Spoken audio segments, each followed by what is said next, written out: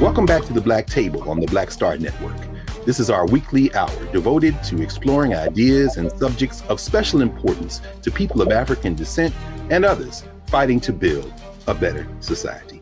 I'm your regular host, Greg Carr, and in response to last week's conversation with our regular legal roundtable, Professors Angela Porter of American University, Washington College of Law, and Professor Valethia Watkins of Howard University, we thought we would schedule an extending conversation based on last week's show. Our producers thought that it would be good to respond to that popular demand. And so we're back with our legal roundtable to discuss part two of our court watch, not only in the wake of the affirmative action case that we heard discussed before, and in the wake of our previous legal roundtable where we looked at the court's fall docket. But now that we have survived this week's midterm elections, in the words of the great Dr. Frank Smith, the director of the African American Civil War Museum here in Washington, D.C., all these elections have helped us understand is how we must now adjust our continuing struggle. We must keep our eyes on the prize and hold on. So welcome back, Professors Porter, Professor Watkins, and let's continue our conversation that we began last week. Hello. Good to see you. Good to see you as well. Good to see you. We know that the primary response in many ways to oppression is resistance. And we know that we have been here before. And I'll maybe say a few more words about that later when we clear the table. But, you know, where we left off last Friday, you all helped us walk through the affirmative action conversation we were having around the Students for Fair Admission versus Harvard in North Carolina. And there were several other cases that you mentioned and some others that you didn't get a chance to mention, including a couple that were heard this week. The oral arguments were heard this week that were of particular interest. And we were hoping that we could spend maybe the back end, the last two segments of today, talking about what all of this means and how we should be thinking about this in terms of how we should respond to the changing field of motion in the federal courts. But before we do that, maybe we could spend the rest of this session and the next section of our show today talking about some of the cases that you all see on the dockets that are should be of particular interest to all of us, particularly to Black folk. Any thoughts from either one of you on what we have really approaching us now? Well, I guess I'll start. Okay. So one of the big cases that's coming up, and I'm sure we'll talk about it again, is Moore v. Harper. And this is a voting rights case, essentially. And it proffers what is called the independent state legislature theory, which there's a lot of buzz about. And is definitely going to uniquely impact our people if it is taken up by the court. That theory essentially asserts that the only entity that can control and check state elections is the state legislature, not state courts, the legislature alone. Now, courts are generally a check and balance on the legislature when it's up to no good, when it's doing some trickery, like things like gerrymandering. This is a partisan gerrymandering case, but that still affects Black people because we typically vote in a block based on party. And so typically the courts get involved. We saw that in the 2000 election, Bush v. Gore. Typically, the state courts are the check on things like partisan gerrymandering, but this theory will remove them from the equation, thereby making state legislatures an unchecked body in state elections. And by the way, when I'm referencing what state legislatures do, I mean they draw the maps for elections, and it's not just state elections, it's congressional elections. So U.S. Congress is chosen based on these state drawn maps. So this, I mean, we definitely need to talk about this more, but that's sort of a primer to start us off. You know, it's interesting that you talk about it in that context, Angie, because, you know, again, We've just had a federal election, and we see the changed map, the environment we're facing now. And a lot of people might think, wow, this is unprecedented. There's no precedent for this. But in fact, this is the cycle of our continuing struggle in this country. I mean, we know after the Civil War, there was a brief period of Reconstruction when there were the most progressive state legislatures wrote the most progressive state constitutions. And then there was the redemption movement, as we know. And then, of course, followed by Jim Crow. And there was a period, whether it be regular elections, whether it be attempts to gerrymander, suppress the vote, there was a 70 or 80-year period when time stopped for Black people, particularly in the South. And then there was a civil rights movement to fight. And then in the wake of that civil rights movement, as you all narrated a couple of roundtables ago, there's been this long clawback. In fact, you gestured toward it talking about affirmative action when you talked about the Warren Court, then the Berger Court, and this increasing erosion of everything from voting rights to voter suppression to dealing with the indigenous people of this country. And so, Professor Watkins, I know you spent a lot of time in the 19th century, studying the 19th century. I'm wondering if you have any thoughts about this Moore versus Harper case to be argued in the first week of December, and how it fits of a piece of this long fight against democracy, this anti-democratic nature, not only perhaps even of the Supreme Court, as we talked about last week, but also at the level of the states. And what does this case pretend in your mind to this long, now 50-year attempt to either overturn the Voter Rights Act, to put gerrymandering at the heart of a strategy to preserve states' rights, to suppress people's vote?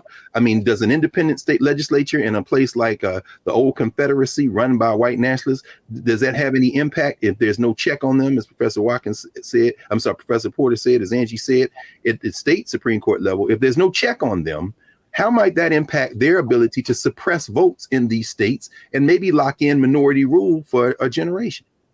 Yes, let's first go back to the point that the independent state legislature claim, it's called a theory, but it's a claim.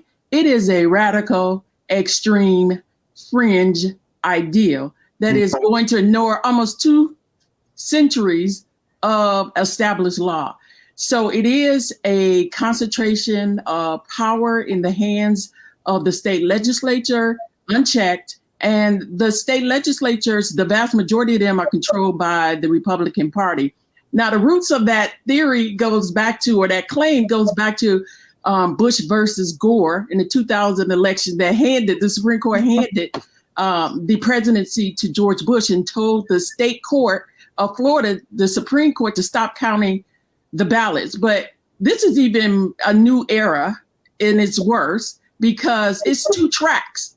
This is a continuation of the attempt of what happened in January 6th. That was the electors track, dealing with the electors and the electoral college and deciding who will have the presidency. It failed in 2020, but if this version of it is adopted, it has the chance of succeeding where state legislatures can totally ignore the popular vote. On the other track, before you go to the next track, just want to interject that again, all the messaging up until last Tuesday about why it was important to vote, there were nearly 300 election deniers, many of whom won office this week, and some of them running for Secretary of State. So as you say, all not accidental, it's part of this larger plan. So I didn't want to leave that first track before making that point, because now we get to have to plan in the wake of an election where there are now election deniers who will be put in place to be able to do this kind of work. But go ahead. I'm sorry, I didn't mean to interrupt. Yeah, so the first track is the elections, what we're going to talk about now. The second track was the electors, who's going to decide the presidency in the electoral college. But the bottom line is this will give it is even more pernicious, because when you read it against the other cases that are taking place, there was a case that people really talk about, it went under the radar, the Rucho case of 2019, where the Supreme Court just threw up his hands and said the federal judiciary does not weigh in on partisan gerrymandering. And so therefore, this is a Section 2 case under the Voter Rights Act. And we were set up because before, when they gutted section in 2013, when they gutted Section 4 and basically nullifies Section 5, which is pre-clearance, where states that had a history of discriminating had to get reviewed by the federal government. The John Roberts said, hey, you all have Section 2. This is a second Section 2 case that they're basically through the pen eliminating the Voter Rights Act in effect. And so so if you're saying the federal judiciary is not going to deal with partisan gerrymandering, and now this is the bookend. Now it's cutting out state courts from dealing with partisan gerrymandering.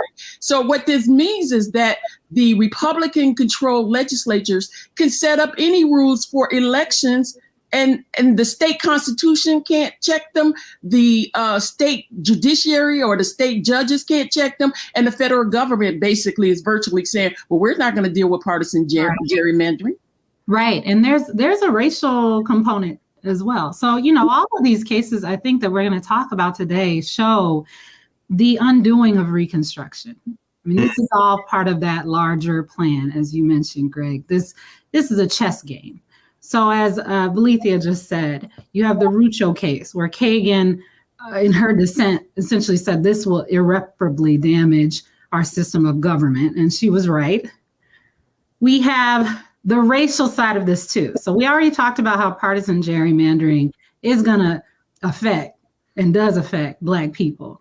We also have the Voting Rights Act, which Valethia just mentioned, which just prohibits discrimination in voting. Racial discrimination. So you don't have pre-clearance anymore. Merrill versus Milligan, they're about to just disable Section 2 of the Voting Rights Act. Case with they're going back to the well, as Valethia said. 2013, they were in Alabama for Shelby County, and they're coming back to Alabama. Exactly. Now, state constitutions can and do often prohibit racial discrimination in voting. So even if you were to remove the VRA, some states can go further than the VRA and establish protections. Problem is, with this case, which is ostensibly focused only on partisan gerrymandering, it affects that as well, because now the state courts cannot interpret what the state legislature is doing when they draw these messed up maps. It cannot say, hey, you violated our state constitution. Let me pause there, because we're going to take a break. When we come back, Angie, if you can pick up right there, because that really reinforces what you said. This is the bookend to what they started with Shelby County. This is a chess game. Let's pause here just for a minute. Here at the Black Star Network with the Black Table, our legal roundtable, I think everyone can see why this conversation is one we had to extend over from last week. So we'll be back in a moment here at the Black Table.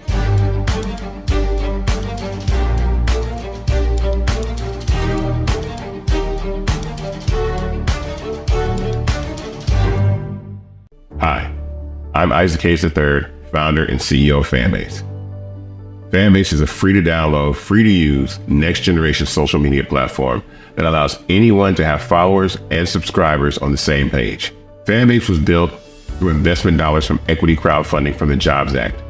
People just like you help build Fanbase, and we're looking for more people to help build Fanbase.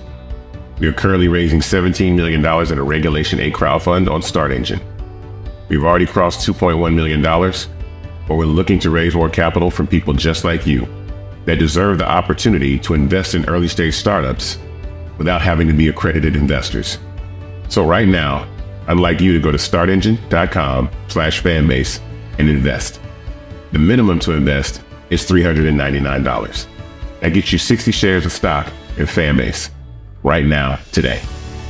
And then use Fanbase to connect with friends, grow your audience, and be you without limits.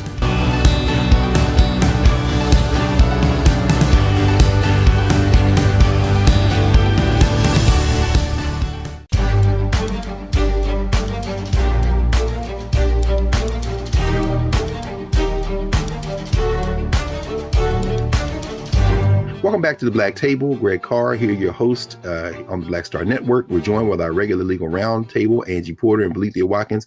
Angie, please continue your thought. I just wanted to pause there. We had to take a break. Keep going, please. This in this bookend in this Alabama case where now you're saying that, okay, you can enshrine in the state constitution. Yeah. That you can't discriminate. But now they say the Supreme Court taking the state courts out of being able to interpret what the state constitution is. I thought that was the point of having a state court. Right. Federalism. Well, the states can go further, is what I'm saying. So, they take away the VRA, which is what they're trying to do. States have constitutions that also prohibit discrimination in voting. You take the state judiciary out of that, the legislature has free reign to do what it wants to do. Okay, so then what other options do we have? Congress can try to pass statutes, and it has tried to pass statutes to prohibit partisan gerrymandering. That's what they did with the For the People Act. That got caught up by the filibuster. Sinema and Manchin and them said they don't want to get rid of that. So you have past week, people said you need to vote to give the Democrats enough people to be able to pass the For the People Act in the job. Right. And so they could do that. They could also do another VRA-esque type statute to prohibit racial gerrymandering. But guess what? The maps have been drawn. Congress is the result of gerrymandering. Therefore, it's checkmate. This is essentially a subversive repeal of the 15th Amendment. This is what I'm saying. They are undoing Reconstruction. And let me give a point of correction for myself. The Moore v. Harper, which is in North Carolina, is that independent state legislature claim, but it is Merrill versus Milliken that is the Section 2 of the Voter Rights Act. They already did shenanigans. Let's go back to when it went before the state Supreme Court or the federal bench. 3 judges decided that map was discriminatory. And then instead of creating a fair map, the state of Alabama ran to the Supreme Court under the shadow docket. And the Supreme Court said, hey, we don't have enough time. Now, this is February 2022. We don't have enough time to change the map. Let's let the map that they had, the discriminatory map, go forward for the election that's already taken place. So they already got one bite at the apple to use discriminatory map that even Trump judges said was racially discriminatory. 9 months is enough time to conceive, bring to term, and give birth to a baby. Of course, if the Supreme Court has its way, it would be illegal for a woman not to be pregnant. But it's not enough time to redraw a map. Yeah. With computers. That was a pretext. That was computers. They could do it in 2 weeks, they said. They could do it in 2 weeks. That's what they said. That's what the bench said now. But then the Supreme Court jumps in. Says, no. We've got a larger project here. Leave those maps in place. We're trying to lock in white minority rule in Alabama. And the other thing is the Alabama was arguing that they can make racially neutral maps. Really subverting what the Congress has said, that you don't have to, because if they do that and adopt what they're saying, then you got to prove intentional discrimination. And Congress had already said under Section 2, they wrote Section 2 and said, no, we have to look at discriminatory effect, not intent. For the non-lawyers, Section 2 of the Voting Rights Act, which was passed through and signed into law in the federal government 1965 as part of the second Reconstruction, meant to make the first Reconstruction stand up. And at this point, whether it be the Federalist Society or the white nationalists now cemented in the Republican Party, have been engaged in a 50-year war, not only to gut and neutralize the Voting Rights Act, but as you say, Angie, literally to subvert a basic repeal of the 15th Amendment to the United States Constitution. The VRA is an enforcing statute of the 15th Amendment. Right. The 15th Amendment says, Congress, you can enforce this amendment by passing legislation. And one of those pieces of legislation is the VRA. So all of this goes back to the 15th. It's the undoing of Reconstruction. And also for those who just on my little sad side, for those who were siding with the feminists who didn't want the 15th Amendment passed because they said it didn't cover women, then you would not even have the firewall that we had for the pretext of a firewall that we've had, and you would not have been able to have the Voter Rights Act, which covers Black women and Black men and others. So all right, so help us now. So we're seeing, in fact, now in December, coming up in a few weeks, this North Carolina case where you're saying even if the states have enshrined in their state constitutions a state version of the 15th Amendment, the United States Supreme Court, reaching into the affairs of states, as you say, into the federalist framework, this dual federalist framework, are now trying to take the state courts out of their clear responsibility of interpreting what their state constitutions say. How's that possible? You said it was radical, but I'm trying to, I'm sure people scratching their heads and saying, wait a minute, the state constitution should be interpreted by the state Supreme Court, right? Yeah. So what does the federal government have to do with it? What does the Supreme Court have to do with interpreting that? How does that even work? They've taken themselves out. This is a chess game. They've taken themselves out. They're concentrating power in the hands of partisan GOP-controlled legislature. And so ultimately, this is the politician picking their voters, not the voters picking politicians. And it is going to be sham elections because they are going to be the final arbiter of what the rules are. So if they want to wipe out early voting, if they want to close polling places, if they want to do a lot of the things that they have been trying to do, they are closing off many different avenues to be able to check that. Yes, and the drawing of the maps, the very districts to which you belong when you go to the polling place. That's what the legislature does. And they draw it for the state offices and for Congress. So let me ask both of you. You're in a state where you've got this white nationalist impulse and they're in control of the state legislature, and they do this. Isn't there a governor in these states? Aren't there secretaries of state? Again, people say, why vote? Why not vote? A lot of election deniers. Oh, yeah. On the ballot, and who are running for Secretary of State, who ran for Secretary of State. So if you're a governor or a Secretary of State that does not agree with this, and what's your role in it? Like in Wisconsin, that just happened in Wisconsin. The governor called out the map. Yeah, this independent state legislature theory says both the judiciary and the executive are removed from the equation. They're removing the elected governor. Yeah. Only the legislature. Okay, so where are they getting the language to even try this?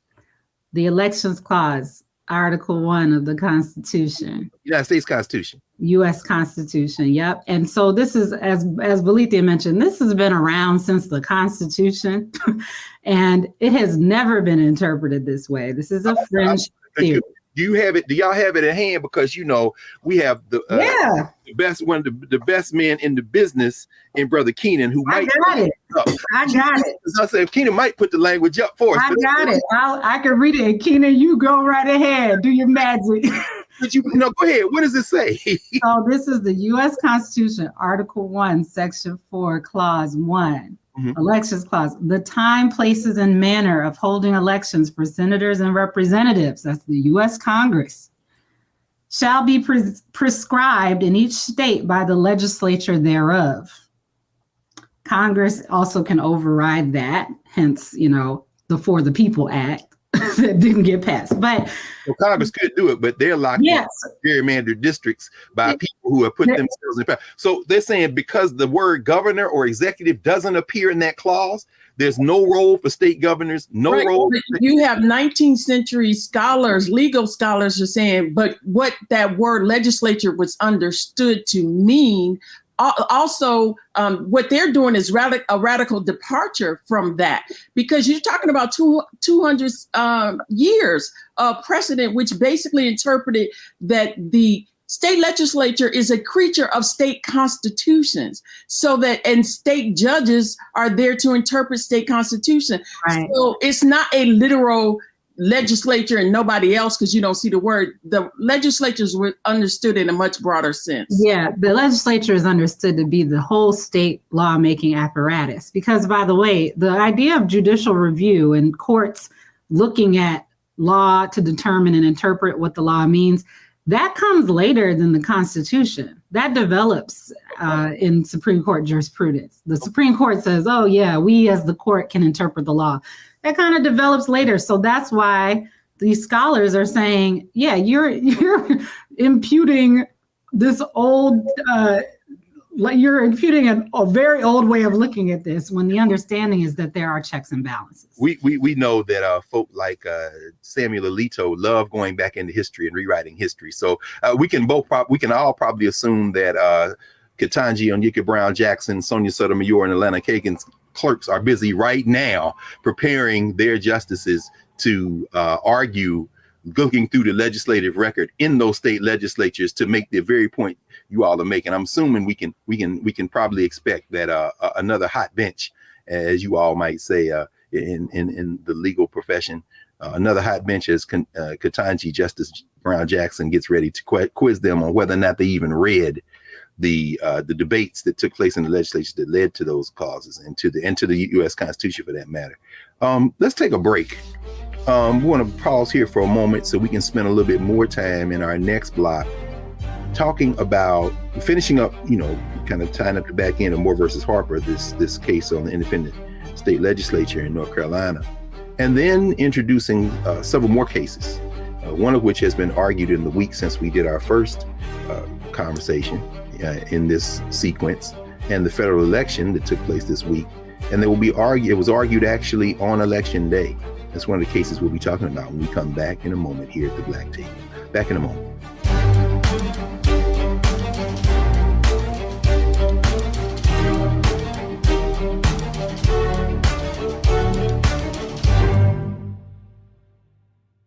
Hatred on the streets, a horrific scene, a white nationalist rally that descended into deadly violence. White people are losing their damn minds.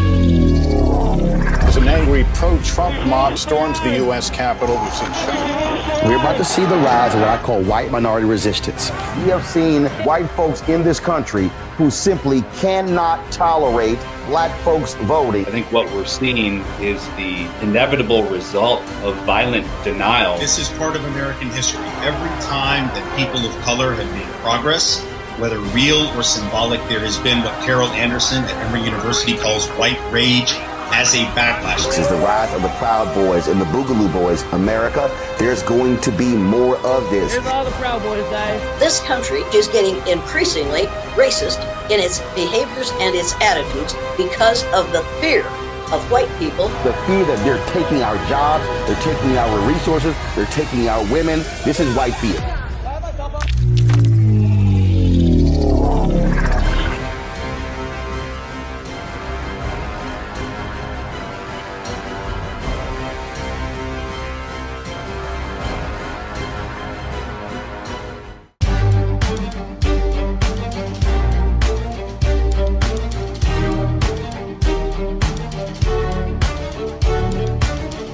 Welcome back to the Black Table here on the Black Star Network. Remember to support the Black Star Network. Download the app, tell your friends. This is independent, Black-owned, Black-controlled media. And as our founder and guiding light, Roland Martin, always reminds us, you can't be Black news media and be scared. So with that in mind, we have two of the most fearless scholars we have, Alethea Watkins and Angela Porter. Any final thoughts on this independent state legislature theory? Do they have the votes? Do they have the votes to make this argument? This leader of the North Carolina rogue legislature who has bypassed the Secretary of State, bypassed the governor, trying to bypass the Supreme Court of the state of North Carolina and talk to his friends on the Supreme Court of the United States. Do they have the votes for this? Oh, yeah. They need 5. Thomas was in the dissent or in the concurrence, rather, in Bush v. Gore, where they entertained this theory. You got Chief Justice Roberts, who I think argued in Bush v. Gore, where they asserted this theory. Kavanaugh, he's like caught on tape talking about this theory. He also was on that litigation team. Coney Barrett, she was on a team where, because for legal reasons, they didn't argue. They actually argued against this theory. It was related to Bush v. Gore, but she gonna flip because in her confirmation hearing, she played coy about that and said she didn't even remember what she did. All they need is what? Gorsuch? Gorsuch? Who's Alito? That's all they need. And Alito, if you all remember, we talked about this a little bit during the election that put Joe Biden in office. Alito was making arguments in that Pennsylvania case where they were trying the Pennsylvania legislature trying to end around the governor and throw out all those votes from places like Philadelphia by saying that the governor illegally expanded access to the ballot during COVID and passed all this, gave these policies. And they said nobody's vote should be counted that came in, even if it was postmarked before Election Day, after Election Day. And Sam Alito, writing from the bench, was hot for that idea. He is a proponent of the independent state legislature. He was going to give the Pennsylvania legislature that ability. So you're saying this isn't going to be a wild theory. This is probably going to happen, huh? Yeah. Well, here we are. Reconstruction again. No, redemption, I guess. We're in the redemption phase. Yeah, the nadir. The nadir. Oh, we're bringing back the Rayford Logan. Yes, indeed. Those y'all go look that up. The Betrayal of the Negro, as he got renamed by Professor Rayford Logan, writing about that period in the 19th century, since we seem to be coming back to that. So what else is this Supreme Court up to this term, professors? Is something happened this week? An argument involving maybe healthcare, or what else is going on? Yeah, so there's a case called Health and Hospital Corporation versus Televisky, and this case represents a serious threat to the social safety net. It's a Medicaid case where the hospital corporation is asking the Supreme Court to strip Medicaid patients of their ability to enforce their rights through private lawsuits. Meaning that if a patient believes that their rights have been violated, they can sue the alleged violator. And so under Section 1983 of U.S. Code 42, lawyers refer to it as Section 1983. That law permits state officials to be sued in federal court if they deprive someone, and this is quote unquote, any rights, privileges, or immunity secured by the Constitution, and a key point, and laws. So these Medicaid laws. So the Supreme Court has long held that this law permits private lawsuits to enforce Medicaid. So if there are grave consequences, if they strip enforcement away through private lawsuits, what are the consequences and the significance? This is an attack on an administrative state, but this is a conditional grant of, which is one of their larger objectives. They want to destroy the administrative apparatus in the federal government. Right. Mm-hmm. And so they want to, this is a conditional grant of funds to states under the fact that they have to accept certain conditions, an enormous amount of money through Medicaid, for example. And they have to ensure that they're going to, certain safeguards of quality of care, certain safeguard that certain people would be covered. And so basically, if you strip away private lawsuits to enforce this, there are limited things that the government can do but they don't really have the infrastructure to individual cases. So that was the whole point for those folks who are non-lawyers. Wasn't that the whole point of Section 1983, to provide individuals with the apparatus to protect themselves, because the federal government simply doesn't have that kind of muscle to file all the cases. Right. And so the only remedy the primary remedy would be either to cut all or some of the funds. So ultimately that means the poor, the low income, the Medicaid patients would be punished for state misconduct. And so ultimately what this is, remember what's on the ballot is that Republicans want to cut Social Security. They want to cut what they call entitlements in a derogatory way. They want to cut Medicaid. And so this would be a way for them to not comply with federal regulations and laws and tip the federal government to punish them, which would allow them to cut Medicaid without their fingerprints being on it. In other words, they wouldn't have to pass a law and go on the record, and it would be very unpopular if they voted to cut Medicaid. So this is a backdoor way to cut these so-called entitlement programs. So Rick Scott, Senator Rick Scott out of Florida, who has engorged himself by the hundreds of millions of dollars from Medicaid fraud, is probably cheering at the idea that he won't even have to do that much now. I mean, they can kick the teeth out of this. Go ahead, Angie, please. Well, and again, this is all the undoing of Reconstruction. Section 1983, 42 USC Section 1983 is part of the Ku Klux Klan Act. Come on now. The act established in 1871 during Reconstruction. The whole point of the KKK Act is because because state actors, whether they're implementing federal programs or not, state actors are terrorizing Black people. And so as a way to check that, as Valethia said, instead of the federal government needs some help, they're allowing a private right of action. This, by the way, is the most used civil rights apparatus in law. Well, all the cases, police shootings of unarmed Black people, they will have a civil case. And that civil case is the family suing under Section 1983 because they're suing state actors, police. This is a critical point because so when we see Ben Crump call a press conference, he's not calling a press conference on the criminal side. You got to go for George Floyd. You got to go to the Attorney General. You got to go Keith Ellison for that. If you're talking about money, this is the money section. This is what you're talking about. These are the settlements. This is when the people, families get paid. Interesting. This is that. There's often a parallel civil case to a criminal case. And so if you have a state actor like police, like people administering this program, like public school teachers, and they have violated your constitutional rights, you can file a Section 1983 claim. And again, it all comes from Reconstruction. So now we see the court in its grand mission, the people on the right, and their grand mission to dismantle Reconstruction, to make America great again, meaning take it before the Civil War.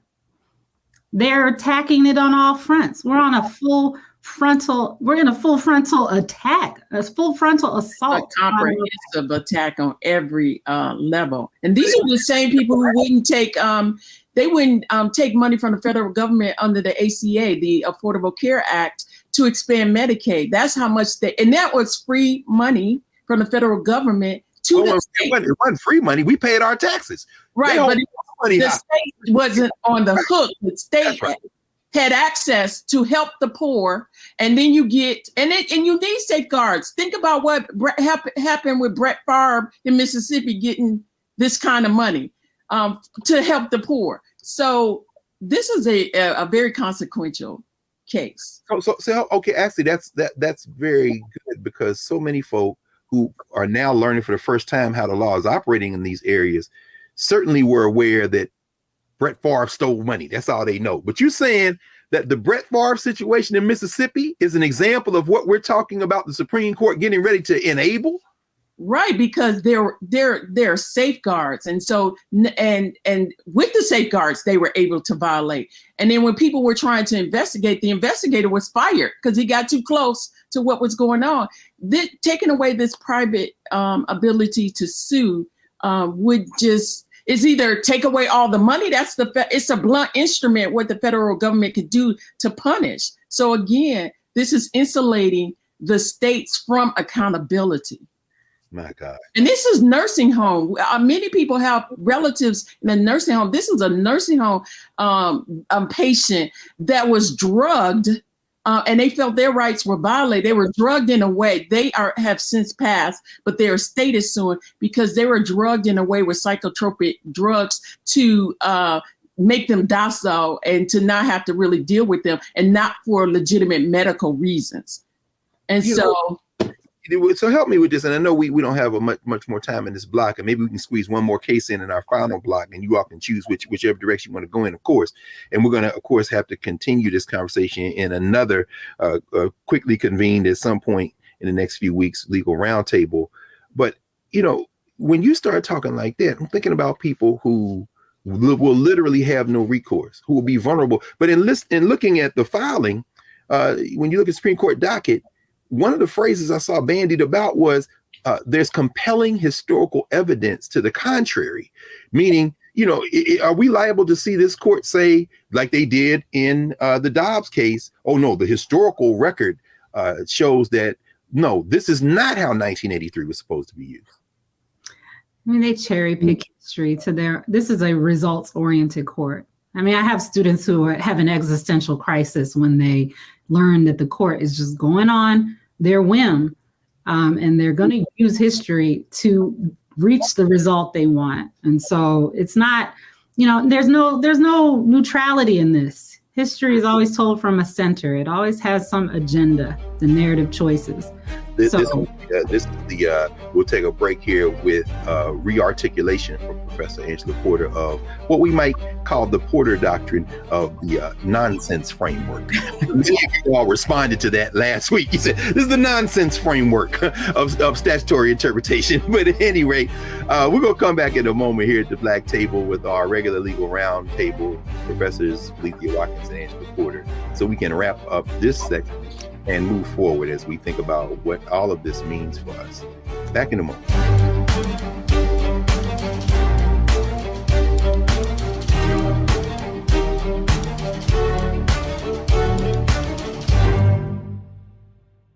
We wish to plead our own cause. Too long have others spoken for us. This is an opportunity for us to be able to speak to our issues. Y'all better understand something real quick. We ain't going nowhere. It is a continual battle that we see all across this country. Revolution will not be televised. The revolution will be streamed. All momentum we have now, we have to keep this going. He makes sure that our stories are told. Roland Martin's doing this every day. You can't be Black-owned media and be scared.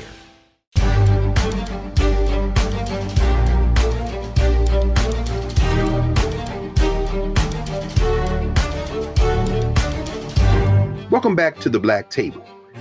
This is our hour we regularly devote to issues of special concern, not only to people of African descent, but it really should be to everybody.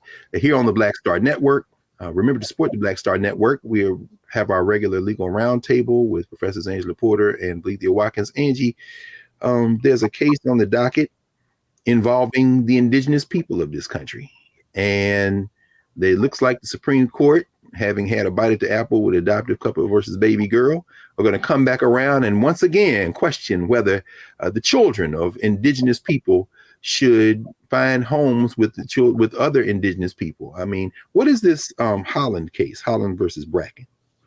Yeah, this case, I mean, this is totally related to us too, as Black people, because it's similar logic to the SFFA case, where they're essentially critiquing this notion of race, and they're turning equal protection clause on its head. In SFFA, it's the 14th Amendment. In this case, it's the 5th Amendment for reasons that we don't need to get too deep into. But essentially— you should mention it because we talked about it last week. The 5th Amendment is what is used to engage and interact with the indigenous people of this country. Is that right? That's correct, because matters involving indigenous people fall under the Department of the Interior, which is a federal entity. So the 5th Amendment applies to the federal government. 14th Amendment applies to the states. So but it's the same analysis, essentially. They don't fit in that category. Adding another layer of irony, given the fact that an indigenous woman, Deborah Holland, is now the Secretary of the Interior. So, right. But really quick, just to tee up the facts there so we can discuss it. We have a white couple in Texas wanting to adopt a child. She is now 4 years old, who was born to a mother in the Navajo Nation. And we have the Indian Child Welfare Act, which says, based on all the wisdom of time and history, that the best interests of the child born who is eligible to be a member of a tribal nation, sovereign nation, is to be adopted by a family in that tribal affiliation. Because again, history, we had forced assimilation of indigenous children in this country's history, and a full-on assault on indigenous culture. So it's a no-brainer. But now this couple wants to adopt this child and is putting the entire premise of ICWA on the chopping block. Is there any, why this renewed assault on indigenous communities? I mean, what is the precedent? We see a string of betrayals in terms of the broken promises of treaties. We've seen in the last several terms of the court, this question of indigeneity and authority coming back over and over again. Whether it be those cases out of Oklahoma or McGirt. I mean, who has authority, who has the ability to enforce the law on Indian reservations? But why do you think, Lethea, why are we seeing the court not only accept this case, but engaging again in this attempt to diminish the authority of Native people to live their lives, define who and what is part of their communities? Why again? Well, this case is not just organically coming to the fore. The Goldwater Institute, a conservative institute, the conservatives in conjunction with evangelical Christians have systematically attacked the sovereignty of indigenous people, and they are systematically attacking ICWA. And so the bottom line is, this claim is tied, like Professor Porter said, to us, because they're saying it is racial discrimination and giving racial preferences for the Native people against white people. And the key point is racializing the indigenous people. The lower court argued that Indian identity is not a race. They're not a race. It is a political status. They are a nation or nations of people. And so the 14th Amendment doesn't apply to this case in a sense of racial discrimination. What it is doing is opening up, they find on 14th Amendment grounds, it's opening up a reexamination of the sovereignty rights of these treaties of the nation to make independent decisions. And I think what is actually behind it is these casinos and the land that certain conservative interests want to drill, that the water protectors and other Native peoples are preventing them from drilling for oil and getting casinos. And this case would allow that to say, under the 14th Amendment, it's racial discrimination. We can reexamine all of these things again. That is remarkable. That's truly remarkable when we think about that in the context of the level of scrutiny that's supposed to be used in a case like this.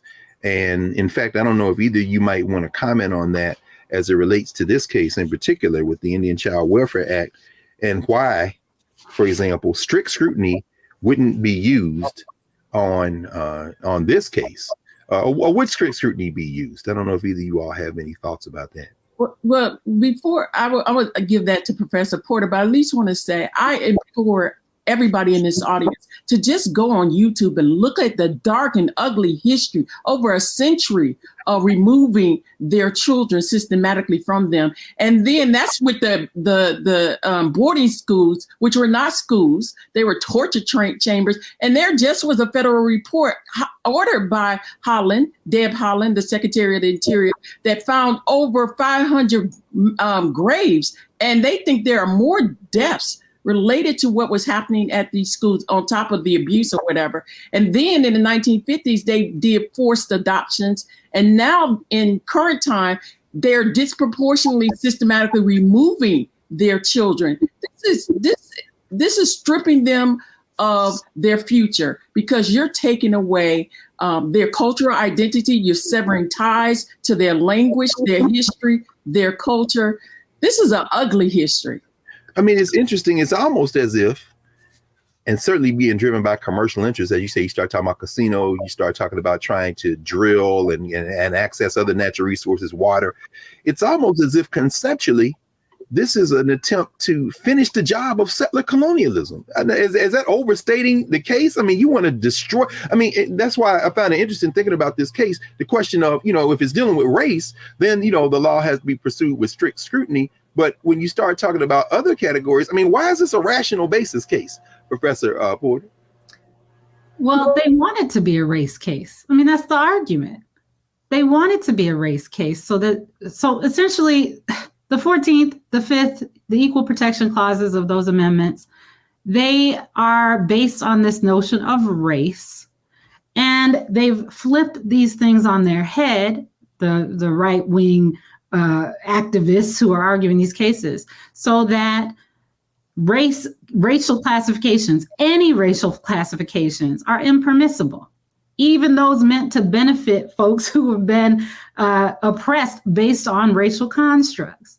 And so they have this very destructive black hole. Anything mentioning race and touching race is impermissible. And now the real pernicious part, they're expanding that black hole to include things like tribal affiliation. That's their goal.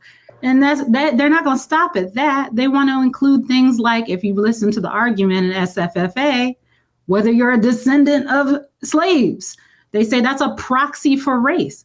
Everything is now becoming this proxy for race, which is becoming a curse word in Supreme Court jurisprudence. And so if even history and culture are getting brought into race. But look at the invisibleness of whiteness. So under SFA, they can look for rural, they can recruit rural, and rural equals white. But if they say urban, that's impermissible because it's a proxy for exactly. And everything's a proxy for whiteness. Right. Whiteness is raceless and invisible. It's and John, everything else. It's John Roberts' disturbing and bizarre fascination with what percentage of the Indian blood makes you Indian in Adoptive Couple versus Baby Girl. This man is obsessed with race. So, but apparently they've got the numbers. They can count. So they can ready to run the table. The white table, but that's why we have the black table. Right. So you're moving with, I mean, the thing is the facade is off. You know, it's supposed to be incremental. They're overturning half a century precedent in every area. And this is really the implementation of the Republican agenda at lightning speed. So they're not even pretending to do judicial analysis. It is just straight, raw, naked power. Wow. So maybe in 30 seconds, Professor Porter, Angie, you might want to offer a comment on what we just heard Valethia say, Professor Watkins say. So what does this mean? What is the implication? Can they break judicial supremacy and the rule of law in the country by superheating it, by moving so fast at this point? Or what should we even, how should we even be thinking about this system? Maybe in conclusion. Yeah, well, I think we all could probably agree this system is not for us. It never was. And it's arising out of a particular history and tradition, whiteness and the West. And therefore, we should not look at it as if it is inherently correct, as though it inherently makes sense. It is nonsense, and we need to be challenging it on that basis. I'll just end by saying, you know, the lawyers who argued Brown, if we're going to operate within this system, they challenged the very premise of what the Supreme Court had done up to that point. And that's the level we have to have this conversation on. Yes. Well, thank you both. Thank you for responding so quickly to viewership, and thank our producers. Joel, thank you for getting the crew back together for this roundtable so quickly. And in between, we had a whole election. And when I come back in a moment, we'll clear the table and we'll talk about that in the context of what has happened this week and what we now can look forward to over the next several months. Back at the Black Table in a moment.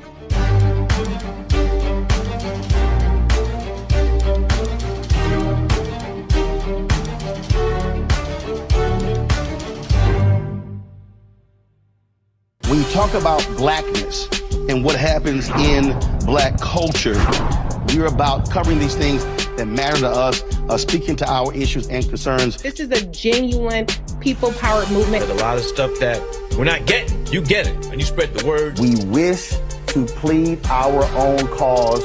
Too long have others spoken for us. We cannot tell our own story if we can't pay for it. This is about covering us. Invest in black-owned media. Your dollars matter.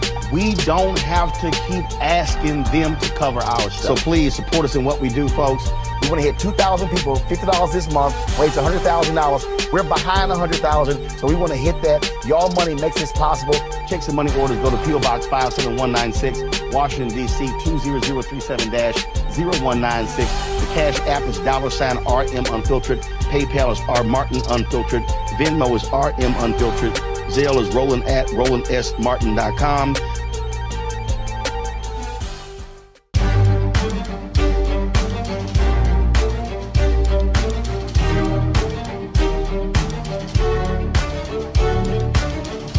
Welcome back to the Black Table here on the Black Star Network. Remember to tell your friends, download the app, and continue to track the Black Table and all of our shows on the Black Star Network across all platforms. Glad to have you with us. So as we just heard Professors Angela Porter and Valethia Watkins talk about. We are now looking at the federal judiciary as completing the unfinished work of making America great again, returning it to a white republic, albeit a very changed America from when that idea was launched in the 18th century, a very different United States of America demographically, a very different United States of America politically, but seems like that old framework is going to have one last great walk in the sun, perhaps before it implodes. So we're reminded in this moment, in the wake of a federal election, and with the court cases that we have just heard discussed on the docket, and more to come, as we're going to have to reconvene this roundtable as we look to the federal bench, we are reminded by Dr. Frank Smith, director of the United States Civil War Museum, the African American Civil War Museum here in Washington, D.C., and a member of the Student Nonviolent Coordinating Committee who put his life on the line in his 20s, along with many other women and men, not only of African descent, but white Americans as well, and others. He reminds us that all we do after an election is get our marching orders on what the results of that election tell us we have to make adjustments in to move forward, because at the center of any oppression is resistance. And this resistance must persist. So those of you young people who are thinking about going to law school, we need you, because the federal bench ain't gonna stay the same always. Those of you who are thinking of running for office, you should do that. At the local level, the state level, the federal level, you should do that. Those of you who are sick of politics and want something to change, wake up, look in the mirror, and understand, as Professor Porter and Professor Watkins have reminded us today, we've been here before. We've been here before. And that's why we have to study what we did the last time so we can make the adjustments and win again. As Marvin Gaye would say, we get up, we win, we go to sleep, we wake up, we win again. So don't be discouraged. Welcome next week. We'll welcome new guests and conversations here at the Black Table, and we'll see you all next week right back here on the Black Star Network.